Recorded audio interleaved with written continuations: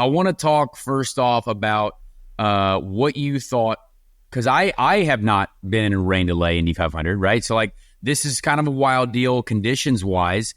I want to talk about how your team looks at the conditions compared to a noon start, right? It's going to be later now. Now we're racing. We finished the race, dude. It's like 7:30.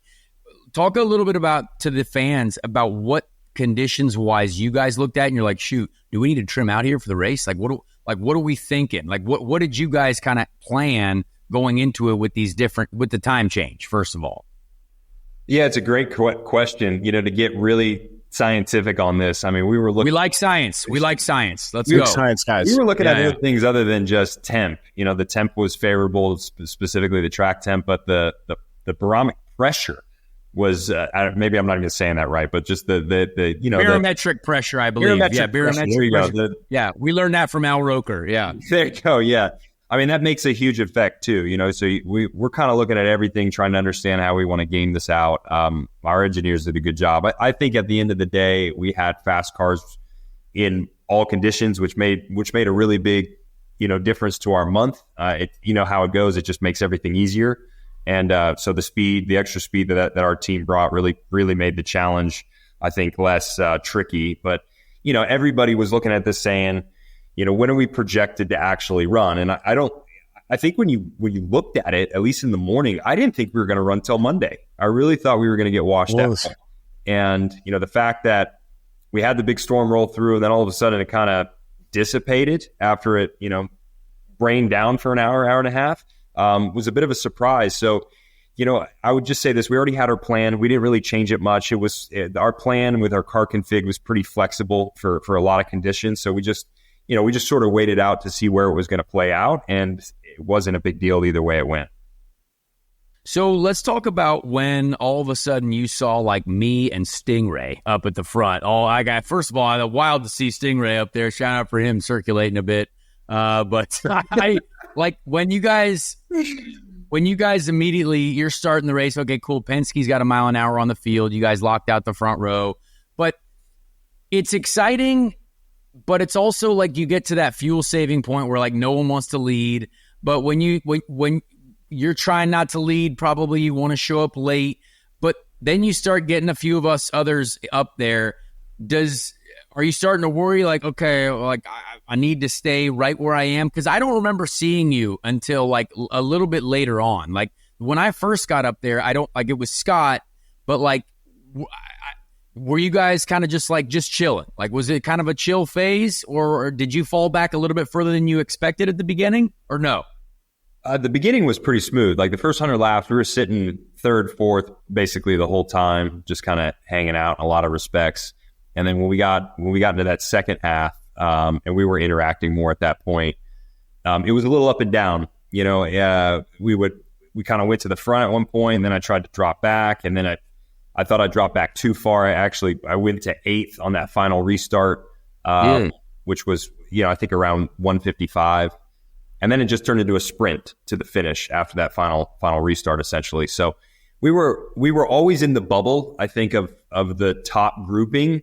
But it was really tricky to understand, where do you need to be at what time? And I think we got that really right the first 100 laps, and we got it right in the second 100, but there was points where I was a little concerned, okay, maybe we're not right place, right time.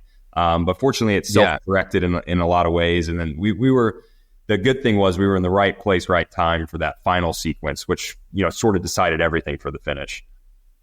Did I make you mad when I passed you back on the inside of turn 3? Did I upset? Because I didn't want to fall back either. I was like, no. I'm not. We ain't going back too far here. Yeah, I'm gonna be. That was good though, by the way. I respected what we had going on there. I mean, that was all right. You stuffed Battle Royale. I can't fault you at all. That's what you have to do at this race. Like it's every man for himself. And exactly to your point. Like no one wants to fall back. You want to be in the right position. So, there's always a lot of late moves and you got to take a little bit of calculated risk. There's give and take. I stuff it on the inside of people like that too. And I'm hoping I get a little bit of give. And, in that moment too, I have to concede. I'm not just going to wreck with you. And it's not like it was a bad move. Your move was fine. It just, that's the style of racing that we have at Indy now. And man, it was really on display for the second half of the race. Like, it was just full on. Everybody was going for it, which is what made it cool. There wasn't a lot of cautions on the back end of the race, and it was just sort of flat out racing. Yeah, I was super happy there was no caution with like 10 to go. Like, I was glad that we could just pound it out that last stint with just like, let's just let it rip, like full throttle. That was cool. Can you tell us, did you guys trim out at any point in the race? I know a lot of us, like we trimmed out about halfway through. I was like, okay, we need speed. The conditions were getting like far too easy, like driving what. Did you guys trim out for that last couple stint where you guys, all right, let's peel that downforce out and let her eat?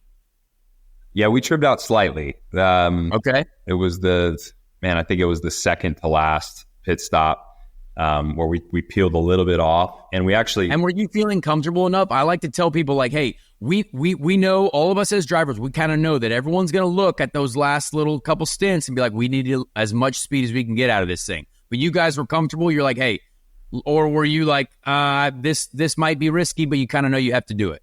At the time, it felt super comfy. I mean, just, to the conditions like we spoke about, it was really friendly conditions, and it was only getting better. So I thought, I was similar to you. I thought we needed a little bit more speed for the finish. The tough thing about it was when we made that adjustment, we didn't get the balance exactly as we wanted it. And I sort of regretted it because it coincided. We made that adjustment, and it coincided with me slipping further back. So I went from sitting third or fourth in line to like 8th or 10th. And I thought, oh no, we did this at the wrong time. I really second guessed it. I actually wanted to put it all back in on the final stop.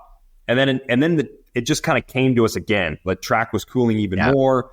I was happy with the car. I said, don't worry about the rear wing. Maybe we'll just add a little bit of balance. So we ended up doing that. And then it just the track kept rapidly cooling on the final stop. Yeah. And so much grip. We were picking up grip like crazy, and I was just picking up more front grip than anything. I was so loose at the end. I think everybody was to some degree. So was Scott, dude. Scott, I was watching Scott on that last stint in one. His rear was like, I could see it moving. And I was like, oh man, you guys must have dialed that in a little bit better than he did. Yeah, I was maxed out on my tools at the finish. Like, I didn't have anything left to adjust the car. And, a lot of us were living on that edge to the finish line. But it was cool. You could, the fact that we didn't have a wreck in that final part, and everybody was driving as hard as they were, it's just, you don't always get that. I mean, normally something goes sideways, and it didn't on this one. I think everybody deserves a lot of, praise and respect for the way it turned out.